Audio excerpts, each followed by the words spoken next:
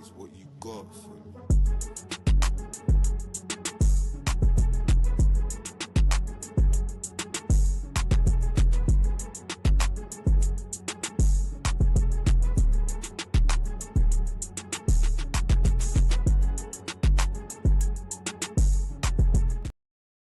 Durag Diaries, yo, what's good, people? Welcome back to the channel. Welcome back to another live match preview. You guys know what time it is by now. Yeah, the Durag is back. I ain't got it fully strapped because I don't know if we're gonna be smoking on a pack. You know, one of them ones. I don't know whether we're gonna be smoking on a Slavia Prague pack tonight. I hope, I pray, and I've got very good faith. And in the first time in a very long time, I think I might even be predicting a Spurs win today. But we're going to get on to that a little bit later. Predictions, all of that stuff. Make sure you guys send that in the chat. Make sure you guys are smashing the like button on your way in. Make sure if you haven't already, you're subscribing. Subscribe to the damn channel. Subscribe to the damn channel. We've been on like 4K has been our longest run. Yeah. 4K, 4 to 5K is one of the hardest grinds we're doing. But we're not stopping. We're going to keep going and we're ramping it up. You know, one of them ones. So make sure you guys subscribe and tell a friend to tell a friend to tell a friend. Subscribe to your boy Durag Diaries. Big up to Kangas in the building. He says, Durag Destinations. We are about to land. Yeah, we're landing. We're landing in the top half this weekend.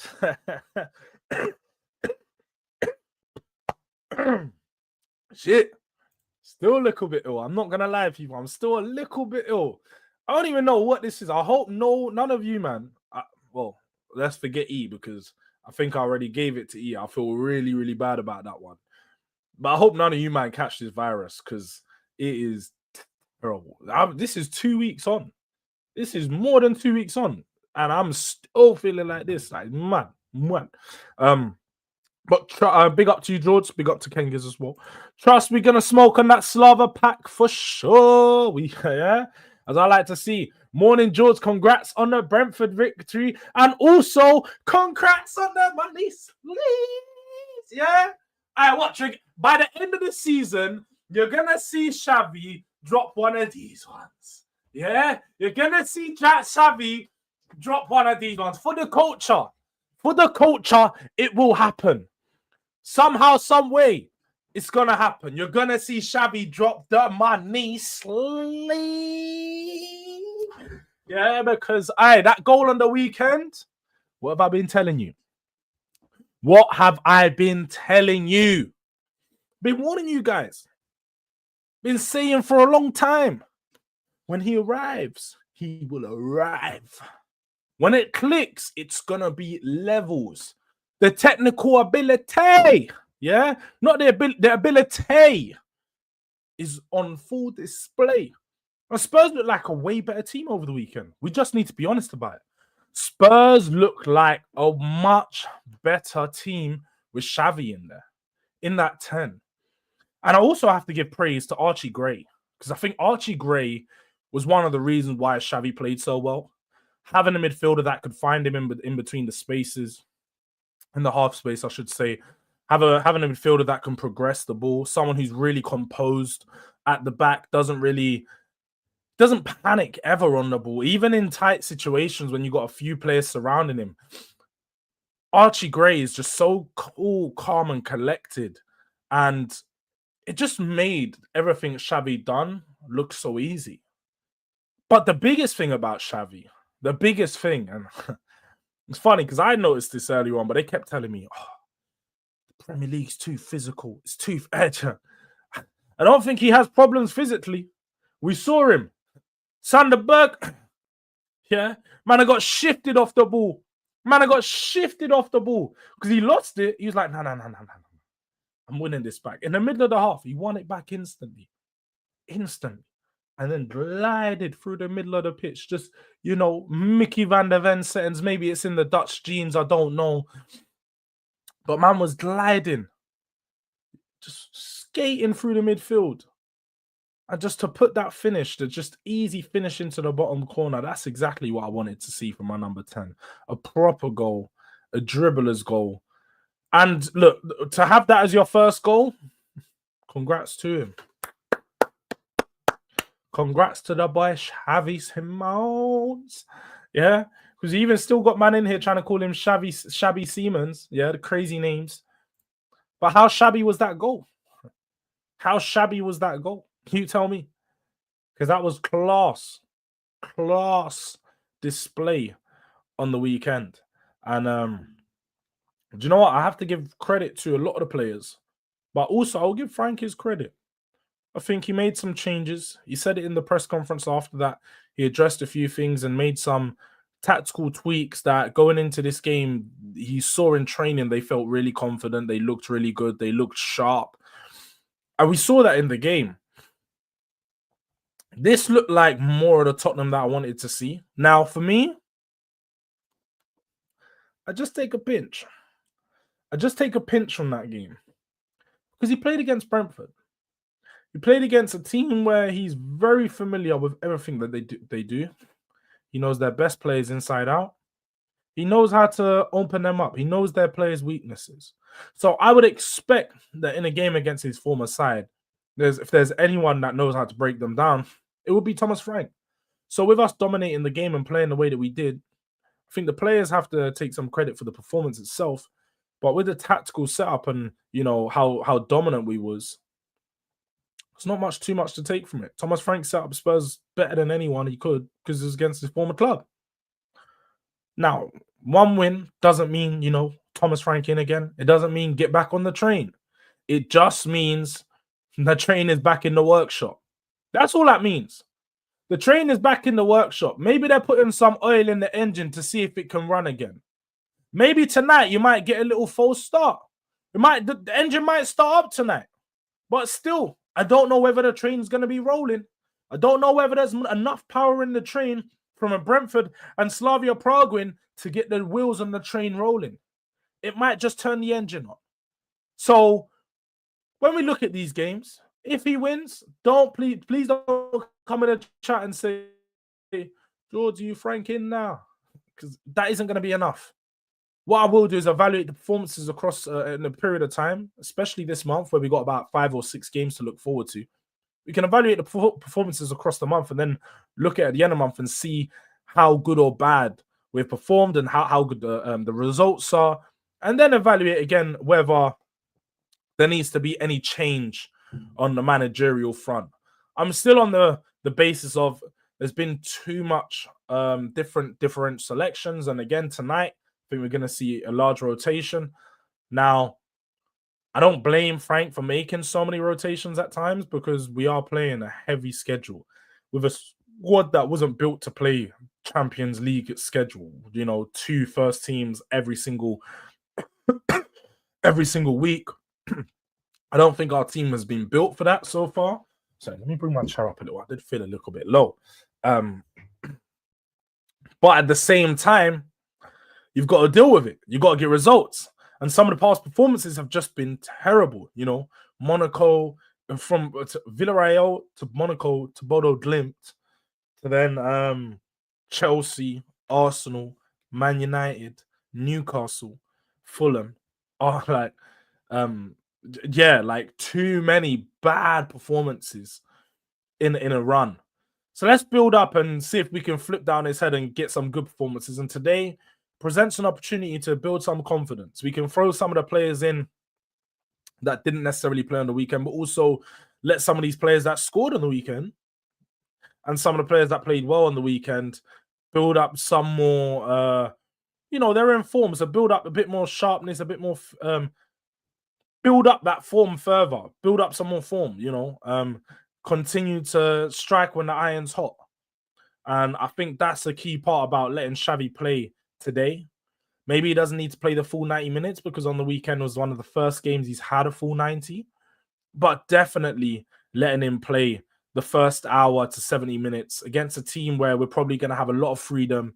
We're going to be able to put our full attacking we're going to have a full attacking display today. It's Slavia Prague, the team of former Antonin Kins or the former team of Anthony Kinski, man like TK Maxx, discount goalkeeper.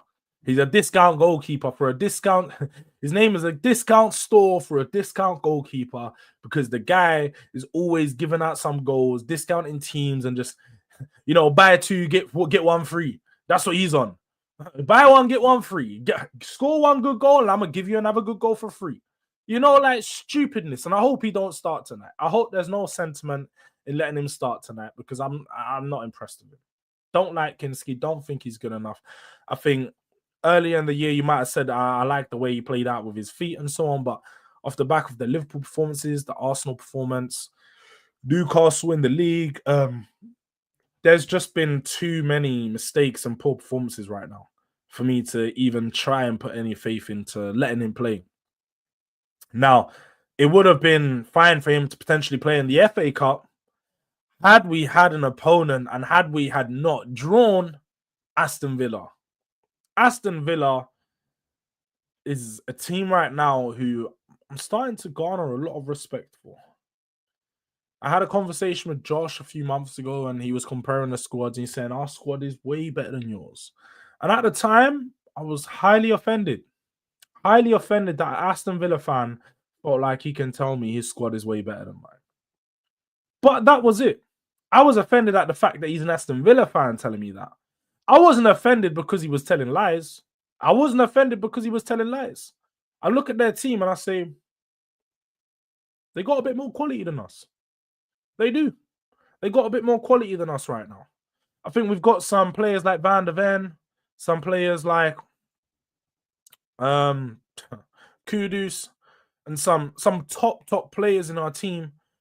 But the overall average quality, let's just say the average quality in the team, Aston Villa do have a better standard. Their midfield, Tielemans, Onana, McGinn, Kamara, those four in particular, levels. That is a solid four to have as your midfield. Obviously, I know McGinn sort of plays on the right because they do a 4-2-3. They have a really weird formation. Sorry, it's like a 3-5, 3-4-3. So we know at home they play one way, away they play one way. But they have a really solid midfield base. And then when you look at some of the forward options, again, they probably lack quality as well. But they got many options. They got Ollie Watkins. They got Morgan Rogers. They got Donyell Marlon. They got that, what's his name? Is it Bogarda? They got Bogarda. They got Gassand. They've got options. When I look at Spurs, we've got options. But the quality of options, meh. So I feel like when you look at Aston Villa and this draw for the FA Cup third round game, many people are probably going to lean on Villa and saying Villa are the favourites. I don't think they're wrong. Villa knocked us out of the FA. Was it the FA Cup? Oh, sorry, it was the FA Cup. Yeah, it was the FA Cup last year in the fourth round. They knocked us out of the FA Cup last year in the fourth round. So let's hope that going into this game at home, we can build up some form. And then when they come to us, we just... Because let's be real, the FA Cup's the only game that presents an opportunity to win. It's the only cup, that presents an opportunity to win for us this season. So we need to try and build up some type of form in this FA Cup or before the FA Cup game to try and let's have a cup run. Thomas Frank was brought in to not win us a trophy in our first year, but at least give us a decent cup run. Let us go to a semi-final or final. Like, let's enjoy a couple days out. You know what I mean? Like, because right now it's not looking good. It's not looking good. Fourth round to Newcastle, third round to Aston Villa. That's not on. That's not on.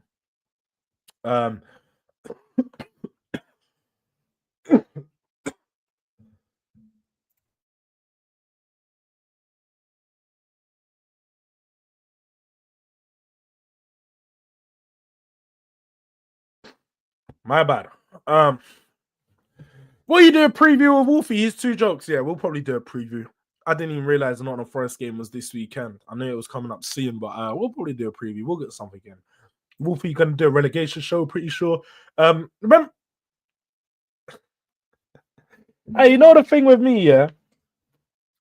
Man might have to start calling me. Man might have to start calling me the predictor or something. Come up with a nickname, because I really be seeing the future. I said on 12 man time ago, I was telling Wolfie, brother, make sure that you keep your relationship with Joe bonded well, because you're going to need him soon. When it come into the second half of the season, last year you was doing a title show with Hooks. You're going to need a relegation show with Joe. And that was me being respectful to Joe, because he knows his position. Big up to Joe every single time. Make sure you guys go support him over on his channel, yeah. But at least he knows Leeds are battling relegation. He's not doing that. We're going to go for... He said Conference League as a joke at the start of the season. Cool. But he knows that they're battling down there. But they've got some big games that they've won, you know, and a big result against Liverpool. They've showed themselves that they're not going down without fight. Forest, on the other hand, Forest, they're living a life that they can't maintain. Man is going out for European nights midweek and then coming back to the Premier League to fight relegation. What are we doing here? What's going on? That man introduced Wolfie to a vibe they can't maintain. They got Wolfie on these shows talking a whole load of wassines, talking smack to every other team, but his team can't maintain the energy he puts out there. They can't maintain it. So, yes, the relegation show will be happening between him, race to relegation settings, for real. For real. Frank has to beat Forest. I hope so. We need it. We need it. We do need it. But I need it because we need to build up some wins. If we can get 3 wins in 7 days, that's a huge little turnaround. 3 teams that we expected to beat, though. But it's a huge turnaround with the confidence surrounding the club, the confidence surrounding Frank. I'm not going to, as you guys know me, I'm not someone that, well, I suppose if Andrew might have been saying get Andrew out of the club quite frequently, but I'm not at that stage with Frank. Like, I have seen enough to know that I don't think Frank is the manager, but I'm not going to be Frank out every other day, because it's not productive. And I don't necessarily think that's the way I support my club. So I think I'm open to seeing how it can improve. And let's see what Thomas Frank can bring together in these next 3 games and build up some form. Because we got Liverpool in a few weeks as well. So it's not getting easier. It's not getting any easier. First game, way too important. Play the subs tonight. Easy. Nah, don't put too much importance on that first game. Don't make Wolfie feel like that game's important, because it's not. It's just Forest. Big up to Stark Row. Big up, Jords. Today is supposed to be the last day we can replace injured players for the UEFA Champions League. Would you swap Tel for Solanke? I didn't even... Was Solanke not included? I feel like we're not going to do it though anyway, because Thomas Frank sort of already addressed the fact that if he knew Solanke was going to be out this time, he would have changed the team. But big up to Starcrow in the building. I personally think that he shouldn't make that change. I think it's pointless now. We've got a couple more games and Solanke's probably going to be back sometime at the end of the month. If he isn't, then make the change. Make the change. Obviously, we have Kolo Muani and Richarlison who's going to see us through it, but I think definitely, like, depending on whether he's going to be available, because I think this is the last Champions League game until January, when obviously the Champions League comes back in about a month's time. So you can afford to wait, like, or afford not to make that change if you feel like Solanke's going to return, or Kulusevski, one of them at least, please. Because we got decent games after. We got Dortmund and Frankfurt. 2 decent games. Not going to say tough games, so I don't think they're tough. Frankfurt, we already beat them last year. We should beat them again. And Dortmund are a team who are similar level to us. So it's tough games. Big up, George. Smash the lights. Big up to my guy, Manny, in the building. Yeah. Designated Hotspur. Make sure you guys go supporting over on the channel. Got some videos releasing, some match reactions, some match previews, all of that stuff. Go support Manny, man. I would swap Solanke for Berbatov right now. At least Berbatov will show off. All right, Berbatov. Berbatov's gold, bro. I'll take Berbatov at this age. Why not? He just can't run. That's the only thing he won't have. He won't be able to run.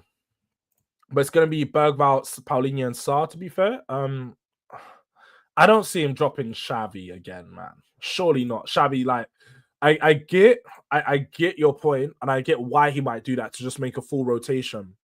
But Xavi needs to build up his fitness by playing games. You can't just drop him because we have a 2-game a week schedule. Some players can play in that schedule. The older players can't play in that schedule because their legs might go. But young players can definitely play 2 games a week, especially when it's a Tuesday. We played Saturday. Tuesday, Saturday is fine. Thursday, Sunday is tough. I know it seems like the same, but it's not. Because obviously Thursday, finish the game late night, fly in Friday morning, no training, Saturday training, game Sunday.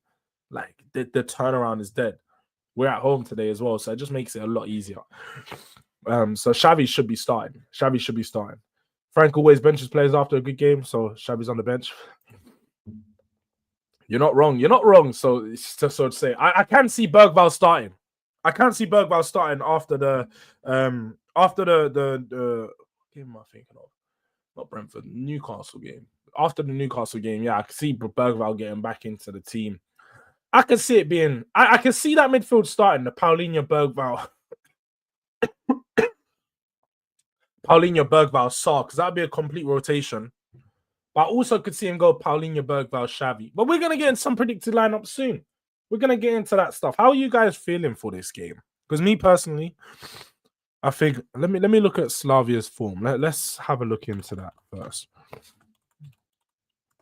Let's have a look into that. Because I'll be real, we don't know much about Slavia. We don't know. Let's share my screen. We can all sort of look into this together to see how they've been performing so far this season. What is our opponent saying? So far in the Champions League, they are sitting 31st. 3 draws, 2 losses, 8 goals. Sorry, is that 8 goals conceded? Yeah. Wait. No, that's 8 goals scored. Or goals against. I'm bugging. 2 goals scored, 8 goals conceded. So conceded quite a few goals in the 5 games they've played. With regards to their form, they're obviously top of their dead league. They always are. Did I just see 2 teams with the same name? Did I just see 2 teams with the same name in their league? Is that how teams with the same name? 2 teams with the same. I suppose it could be like a Milan thing, isn't it? Them are capital sayings. I would take Watkins. Watkins isn't that good, bro. Watkins ain't that good. But I hear your point. I get why you say that. He's more proven, 100%, but he's not that good. Richard Arlison, Parisian Pop Smoke, Rwanda Cole. This guy Kengiz, man. You got to don't force the nicknames, bro. Parisian Pop Smoke. Come on, man. Don't disrespect Pop Smoke like that. Don't Rwanda Congo Mali. That's too hard to even say. Nas on the left wing. Who's Nas on the left wing? Odobert. Odobert don't look like Nas. You talking about? Yeah, who are you talking about? Odobert don't look like Nas. Forget Forest saw what Spurs did last season and figured they would do one better and go down. If they win the Europa League but go down, that would be historic. That would really be historic. Big up Jords, money sleeves. We need the money sleeves. Go back to the start of the video, man. You can see me drop a couple money sleeves. And we need uncomfortable talks about Udogie. Is it time to move on from him and get someone else? Bro makes as many appearances as Solanke, and Solanke is a figment of our collective imagination. Do you know what it is with Udogie? Yeah? I actually feel really sorry. Really sorry for Udogie because ever since that first season, he's had about 3 surgeries. I think he's had like a knee surgery. He had an ankle surgery. May have had a hip surgery. He's had a few different surgeries, and he keeps having these reoccurring injuries. The biggest problem here was Ange. Ange Postecoglou ruined this guy. He kept forcing him back from injury, running him through the ground. Last season, when he didn't have no preseason, but he came back from injury and within 1 week was back into the team. We failed to sign another left back during Ange's time to create some competition for him, but not only just create some competition, to alleviate some of the pressure of him having to come back and play every single game. I don't necessarily think it's an uncomfortable conversation to sell him. I think we just need to sign someone that's either better than him or can create competition for him. So even when he is away, we don't feel his loss so much. We obviously have Jed Spence at the moment, who's performing for us, playing well at left back. But even still, with that in mind, Jed Spence is a right back. We've got one guy covering two spaces. We've got to have real competition in this squad and sign a proper left back that can take over Udogi's place, but also someone who's more naturally left-footed. I don't know if you guys have watched him, but that guy from West Ham, Malik Hadjouf, I think his name is, he's cold. I would try to go for him. Now, he's only signed in the summer, so it's probably unlikely that they're going to let him go for a reasonable fee. They'll probably try to sell him for like fucking 45, 50 million, which isn't going to be worth it for what he is. Still a young player, still got some time to prove him. He's tied in the Premier League. You know, they always look good in their first season. How's he going to do it in his second? But we need to identify a player of that similar ilk, someone who's, you know, technically good, but robust, aggressive, and physical on that left-hand side. A similar profile to what Udogie is. I think I would prefer someone who's a bit cleaner in the dribble, because I think Udogie's a good dribbler, but can be a bit messy at times. Someone who's a bit more technically sound, and someone who can maybe cross or pass better. But again, maybe I'm asking for too much from a left back. Maybe someone who just can defend that left-hand side and give Porro a bit more freedom down the right-hand side. That could do us some real favors as well. So with that in mind, I think we definitely need someone to replace him. But I don't think it's a case of getting rid of him. Ange literally broke Udogie. Don't like overplayed him. That's it. He broke him. He broke Udogie, because Udogie in his first season was the best left back in the league. He's been a shadow of himself ever since then. So I really feel sorry for him, man. I really feel sorry for him. But these are just some of the couple of recent fixtures they've played. Champions League ones, let's focus on. Obviously, Arsenal already played them this year, slapped them 3-0. Was it the Moreno double? Yeah, the Moreno brace happened that day. They drew 0-0 with Athletic Bilbao, which I suppose is a fairly good result to them. Away from that, 0-0 with Atlanta. So they're pretty good to not concede too many goals, and then 3-0 away from home to Inter. And then Bodo Glimt, they drew 2-2. Similar results to us in some aspects, you know. The draw with Bodo Glimt, which is probably a very good result for them in their first Champions League game. And then since then, haven't really been able to score any goals. They have not been able to score a goal. But away from home seems to be where they struggle. But also Arsenal beat them at home. So who knows? Look, Arsenal and Inter Milan beat them 3-0. So with that saying in mind, I'm going to be naive and say Spurs need to win 3-0 today. I'm going to do one of them things. If they can do it, why can't we? If they can do it, why can't we? So let's go out there and make sure Spurs go have a strong performance today. And I want a 3-0. I want a 3-0. But with regards to the setup itself, I don't know why I unshared my screen. I should have just kept it open to get the lineup builder open. Yes, we need a Grimaldo here and now. Someone like that. Someone of this level. And I'll be honest, I don't necessarily think it's a priority to sign in January, because I would prefer getting a deep line playmaker. That we're probably not going to get. I wouldn't mind having, if we have to wait till summer to sign a top quality one, it is what it is. But definitely a left winger. Definitely a left winger. If we can get a left winger and left back in the January transfer window on top of... See, now I think I'm asking for too much. Just give me a solid left winger and a solid left back, and that's it. I'm not even going to ask for too much. A solid left winger who starts, a left back that starts and creates competition, and I'm fine. And I can live with that being our January transfer window. If it's two starting players, similar to when we signed Bentancur and Kulusevski at that point, it elevated us. It pushed us into a top 4 finish that season. We need a similar January that can elevate us, of 2 players that slot straight into the first team.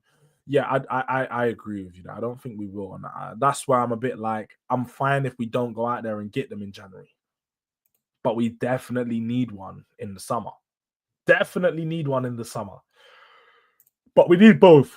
Not all, both. We definitely need both.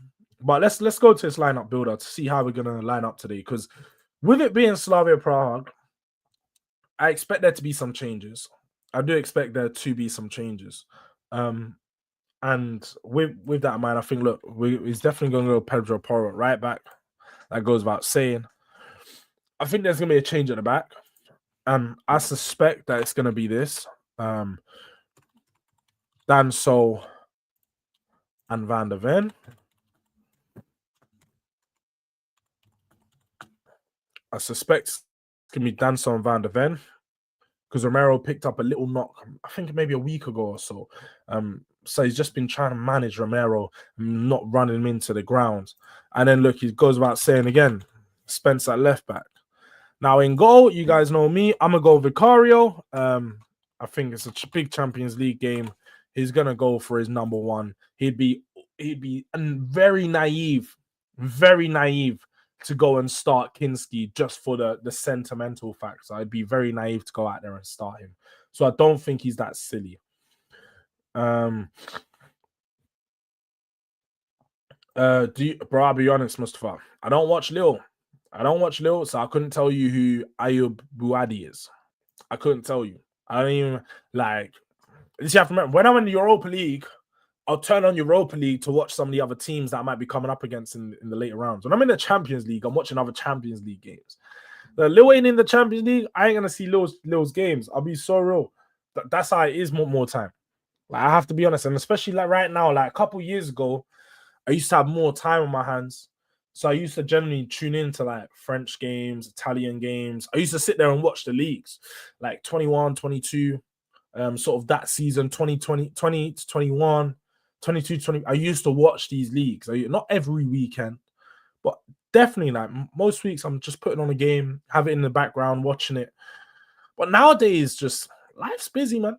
You guys have got me here creating a lot of the time. I'm spending hours and hours sometimes a day, but definitely on a weekly basis creating. So I haven't got time to focus on so many other teams. I got to like hone in on Spurs, what's going on Spurs, what's going on in the Premier League. Keep it moving. So yeah, man, I couldn't even tell you about Buadi. I hope sounds like a baddie though. But in the midfield, Paulinho definitely gets a start. He come on after 60 minutes, but he'll definitely get the start today. I think just to create that defensive base and make sure he's just cleaning up everything in the midfield. Alongside him, I think we're going to see Bergvall. And then I'm going to go with Xavi. I wouldn't be surprised. Now, I won't be surprised if he goes Bergvall and Saar, and we set up similar to the way that we did against Villarreal.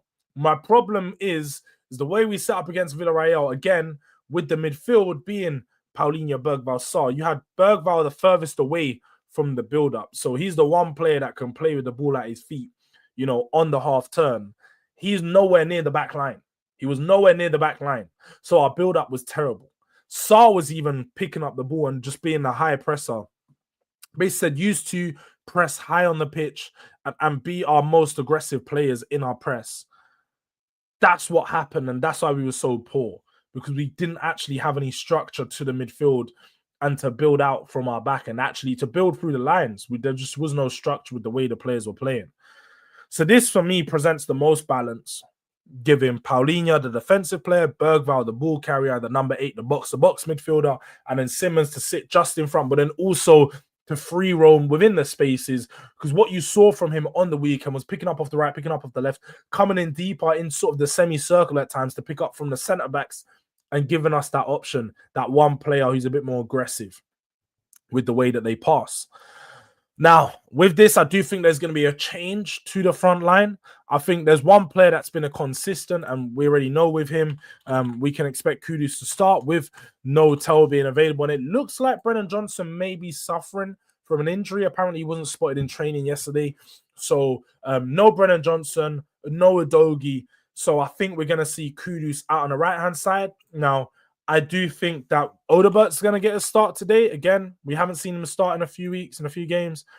Has been a bit of a shadow in these last couple of performances that I've seen him. Like, Odebert's like any other young player. He plays good for a game and plays a bit shit for another game.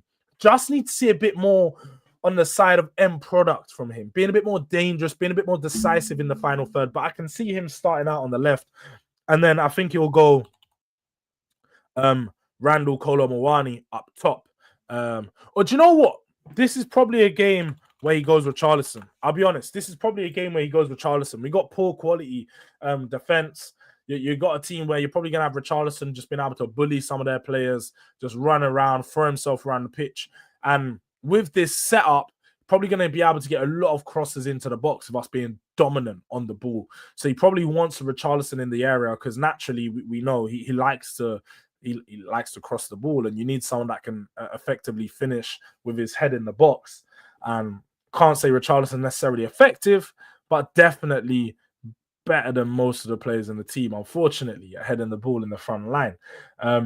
Big up to my guy Jay in the building. Good morning, Jords. 6:11 a.m. here. Got to get ready for work. I'm just listening.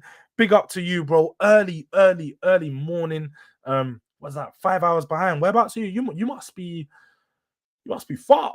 Yeah, well, obviously that's. But 5 hours, you must be like. Oh no, 5 hours behind. I'm thinking like fucking East Coast or something. But I don't know if you're all the way out over on the East Coast. But tell me, man, where are you at, Jay? Where you at right now, Jay? Where's Jay floating around in the world? Our little explorer. I hope you're watching tonight as well, because I think we might win tonight. Jay. I know. Hey. I know I got it wrong against Arsenal. I got it severely wrong. But hey. We're fans together. So if I had to watch that shit, you needed to watch that shit as well. It's dark. If I had to watch that shit, you was watching it with me because we're family. We are a family. Spurs fans stick together. So if one of us are watching that poor game, all of us can watch it. Let me know what you guys think of this lineup, though. Is this a lineup that you think Frank would choose? Let me know any of the changes that you guys would make or any of the changes that you think he might make. Someone already said that they could see it going like this. Someone stated earlier they could see Saar starting, and this could very much be the lineup. This could be the lineup. I wouldn't be surprised. Let me know what you guys think in it. I would look to sell Saar next season. Too much of a passenger off the ball. Now, this is a player who, at the start of the season, had a lot of praise for, man. A lot of praise. I was seeing improvements in Saar. He was playing in the 10. He was pressing. He's winning the ball. He looked aggressive. He looked technically sound. But as the season's gone on, he's just failed to build on that start. That first month of football we saw from him just hasn't been able to get back to that level. And to be honest, in the past couple of games, he's been awful. Been giving away the ball, losing it, been getting bodied, still not up to like, because I can't say physically he's off, because I still think he's a very strong and physical player. He gets stuck into a lot of challenges. But because of his frame, naturally, being that thin, you are going to get just thrown around sometimes. And you go up like against Joelinton, Sandro Tonali, Bruno Gomes. I know I'm naming like the most physical midfield in the Premier League, but even like a John McGinn's going to throw you around. Oh, no. You know, like Declan Rice, Caicedo, like all these types of players are going to throw you around. And to have you in our midfield, just need you to be a bit more bigger, bulk up a little piece, but also actually need a bit more technical quality. So I don't necessarily think you're wrong, Kengiz, in saying sell him. I think we don't need to sell him per se, because he could stay a part of the squad, but we definitely need someone better. And if we do sign Paulinho, and then we sign another deep line playmaker, someone's going to have to go. Someone's going to have to go in that midfield. And if there was anyone to go, it's going to be Bentancur or Saar. Because Bergvall and Gray have already showed that the quality they've got, plus they've been here for the shortest time. They only came last season. Saar's been here for a few seasons now. And again, he's improved. But how much improvement have we seen? Not too much. So, and I also think Saar could fetch us a decent fee, maybe a 35 million from like an Italian team or something like that. I could see him going to a Napoli, going to a Milan, like going to one of those types of team for a 35 million pound fee. It could work. It could work. Maybe it's something we need to look into. Odegaard just needs to work on his decision making. I suppose decisiveness is part of that as well. But just being quicker for me. It's just, like when you play football or when you do anything in life that you're really good at, one thing you'll notice about the people is everything they do is autonomous. It just happens. It's like ultra. If you watch Goku in his ultra instinct form, you're seeing he's just dodging the moves without even like, he's not even having to try. Like man, I'm throwing bangs, and he's just, man's just moving like Neo, dodging the bullets. Just that's what you got to be doing in the final third. You've just got to be acting and playing autonomously. It's just got to be happen naturally. Whereas I feel like he thinks too much. And you can tell he's thinking by when players are doing that thing, when they're on the wing and you can't see my leg right now, but you know when they're lifting up their leg, they're doing the step. They're doing this one. My man does this for time. Yeah. Odegaard be doing that for time. Be sitting there, standing up his defender. What way am I going to go? What? That tells me that you're confused. That tells me you're not decisive. You don't know what you're going to do. You see certain players get in there, bang. Like, you've got to, when you're running on the ball into that final third, know whether you're either going to shoot or pass. Like, that's it. You've got to know, make up your mind already. See the play. All right, I see Brennan there. He's probably going to run in there. I'm going to get to a byline pass. Like, obviously, you've got to be able to react during the time as well because you've got players doing different things. You've got to be able to, rhythm and flow. But at the same time, if you know you're going to chop in and shoot. Don't hesitate. Run at it, bang. Yeah? Not like that. Not that little half a second that you take to make the decision. In the Premier League, they've already got 3 players covered back. That space is now gone. And that's what happened with Xavi in his start of the Premier League. And even still till now a little bit. Maybe not in the last game, but he's missed just having that instinct, playing quick, like not even thinking about what he's doing. And Odegaard definitely can improve with that. I agree with you, man. I agree with you, Starker. Like, he can improve with that massively. Yes, Jords, you win that the weekend, bro. Forest have something for you. Yeah, of course you think that. You're a Forest fan, bro. But as it's in your name, wake up. Wake up. You just got smacked by Everton 3-0. Wake up. I'm on the way to the Bahamas. I missed the game on Saturday. I'll watch tonight, though. I like champs. I've been watching those games. Yeah, man. The Champions League game, you can't miss. We waited a long time to get back to hear that sound, hear that music. And it's the champions. And it's the champion. I waited years for this. I waited years to hear this song again, you know. You best be waking up and you best be watching those games, G. But I knew you'd be over them sides. Bahamas, you're near Miami and that. He's near Miami. I'm going to, man. You see how everyone's celebrating their Christmas and it's winter, it's cold, it's dark outside. Like, it's all getting dark at 4 p.m. Jay's out here partying, yeah, on the boat. He's got the sun. He's the Bahamas, man. Hey, Jay's living the life right now. Man, I'm going to Miami. To the city go. You know what the was? He's living the life. Jay, I don't blame you, man.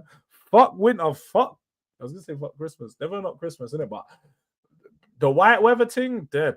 It's dead, man. Like, bring me the sun. I used to be someone back in the day. Used to say, yeah, man, I prefer winter. Nah, I don't prefer shit. Bring me the sun. I need sun all year round. Big up to my guy Views in the building.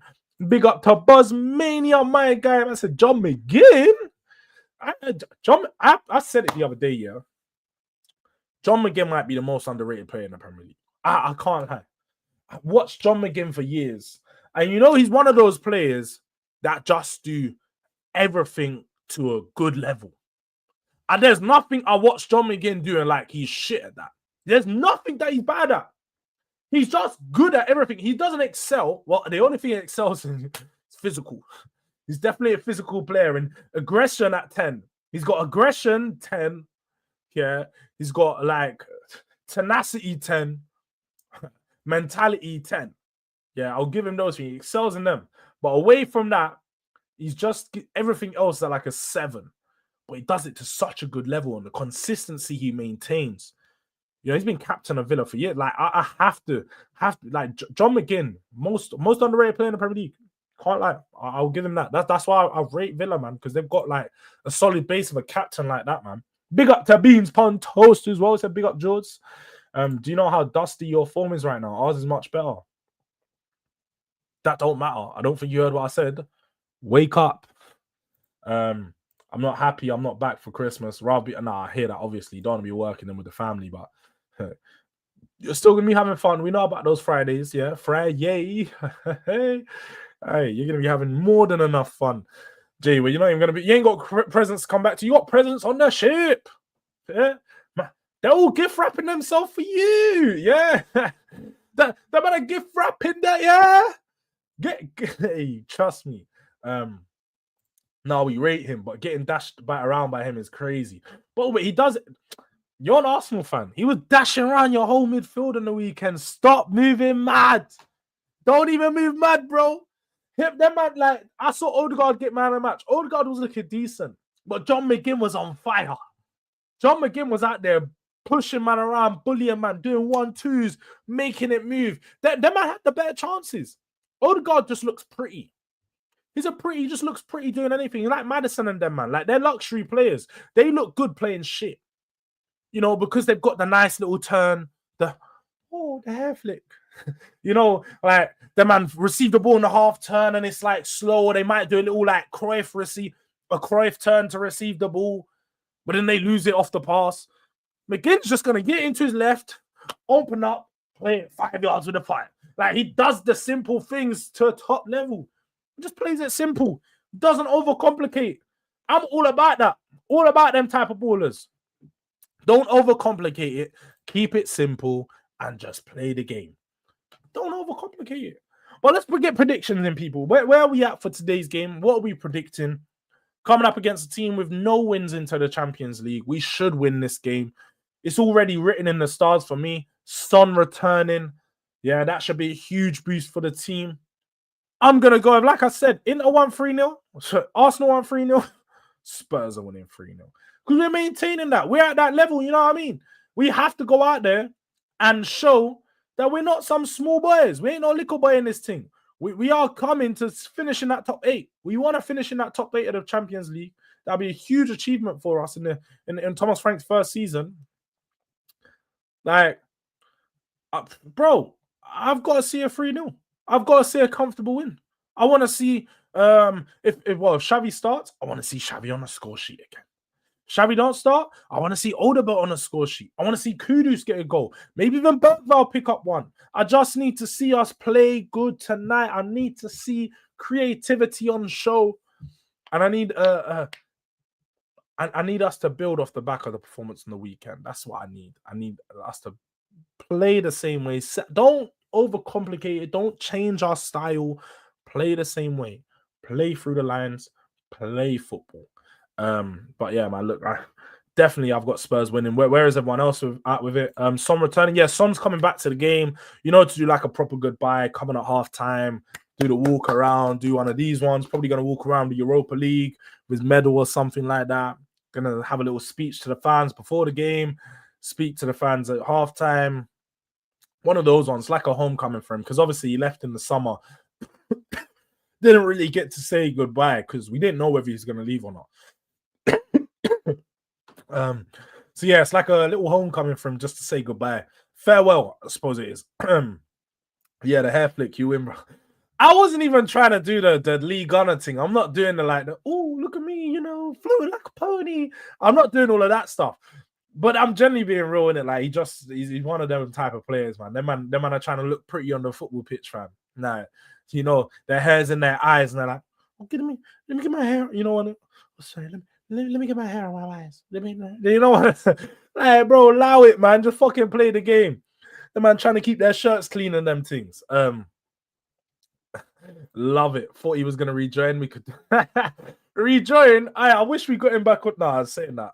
I wanted him gone last year. I don't wish we got him back. I'm so glad that Son is rejoicing in life over in LA, scoring free kicks, being appreciated for the player that he truly is, and just being a superstar that he is. He's a superstar.